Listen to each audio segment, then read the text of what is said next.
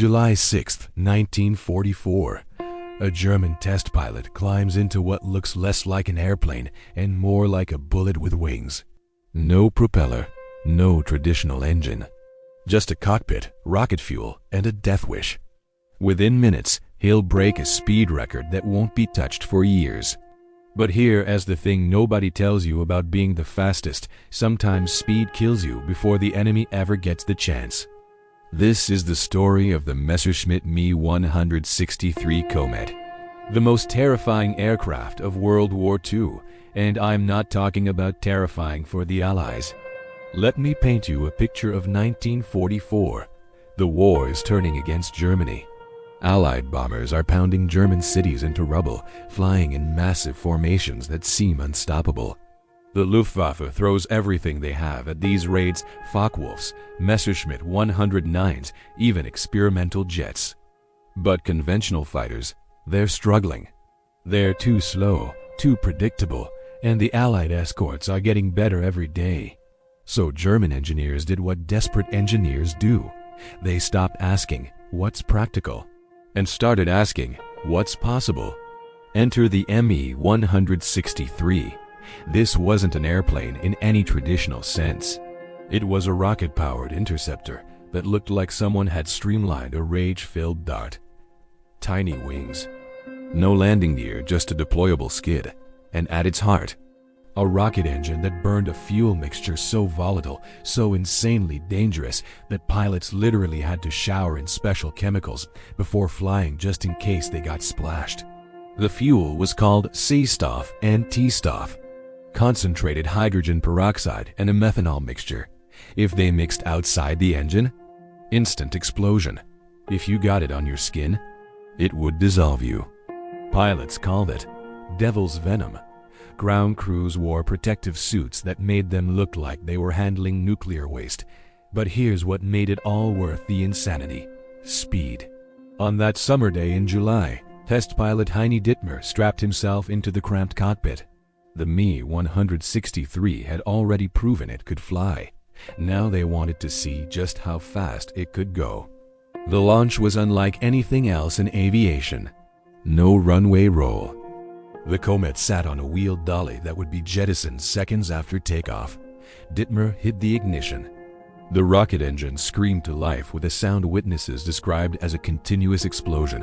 White-hot flame shot from the tail. And then acceleration that pinned him back in his seat with forces normally reserved for fighter pilots in a dive. But this wasn't a dive. This was a rocket-powered climb. Within 90 seconds, Dittmar was at 30,000 feet. The Komet was still accelerating. Through the small canopy, the world below became a blur. The airspeed indicator, specifically designed for high speeds, kept climbing. 500 miles per hour. 600, 700, and then something incredible. Something that wouldn't officially be acknowledged until after the war. Heini Dittmar hit 702 miles per hour. Over 1,100 kilometers per hour. In 1944, this was science fiction. For context, the fastest Allied fighter at the time, the P-51 Mustang, topped out around 440 miles per hour. The Komet was 60% faster. It was the fastest manned aircraft in the world, and it would hold that record for years. But here's where the story gets complicated. Because being the fastest doesn't mean being the best. The Me 163 had one major problem. Actually, it had about a dozen major problems, but one stood above the rest: fuel. That rocket engine burned through its supply in less than 8 minutes. 8 minutes of powered flight. That was it. So here is how an actual combat mission worked. You'd get a warning that Allied bombers were approaching. You'd sprint to your Komet, climb in, and light the candle. Rocket straight up to altitude in about 3 minutes. Now you had maybe 5 minutes to find the bombers, get into position, and attack. No second chances. No circling for another pass. You had one shot. And then, the engine would sputter and die. You were now flying a glider. A very fast, very heavy glider that had to somehow make it back to base with zero power. Pilots would glide down, looking for their airfield, trying to judge the landing perfectly because remember, no landing gear, just a skid. They'd touch down at over 100 miles per hour, hoping the skid would deploy, hoping they'd calculated the approach correctly, hoping they wouldn't hit a rock or a rut that would send them cartwheeling across the field. And even if everything went perfectly, they still had to worry about that fuel, because any residual say-stuff and tea-stuff left in the tanks could slosh together during landing. And if they did, the plane would dissolve from the inside out, or explode. Several pilots who survived combat died when their aircraft literally melted beneath them on the runway. One pilot, Joseph P.S., ejected from his Komet after the fuel began eating through the fuselage mid-flight. He survived the ejection only to discover the fuel had soaked his flight suit. By the time he landed, the chemicals had burned through to his skin. So was it worth it? Was the Me-163 Komet, this screaming, terrifying, incredibly dangerous machine, actually effective?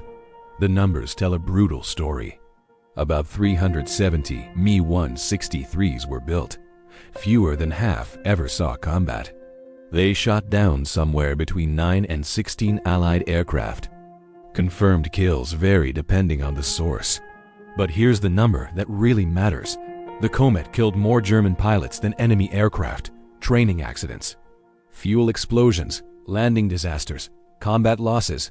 The Me-163 was deadlier to the people flying it than the people it was designed to fight. And yet, it pushed the boundaries of what was possible.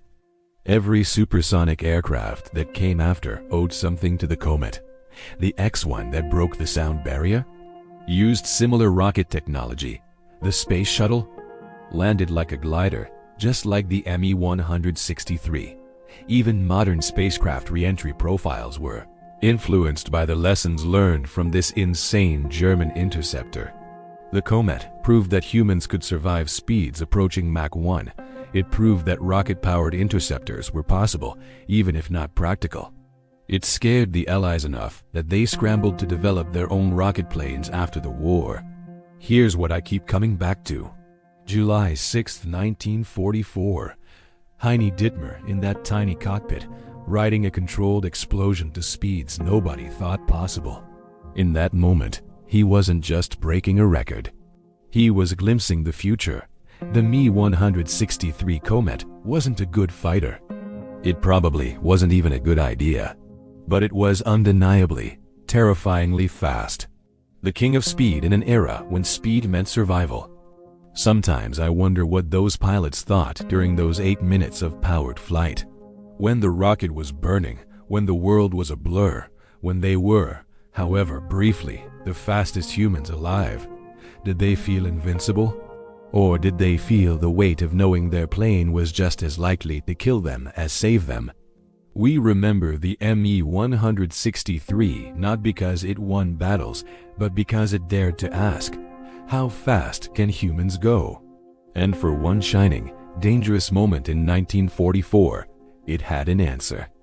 The King of Speed wore a German Iron Cross, and it reigned for a very long time. If you found this story as fascinating as I did, hit that subscribe button.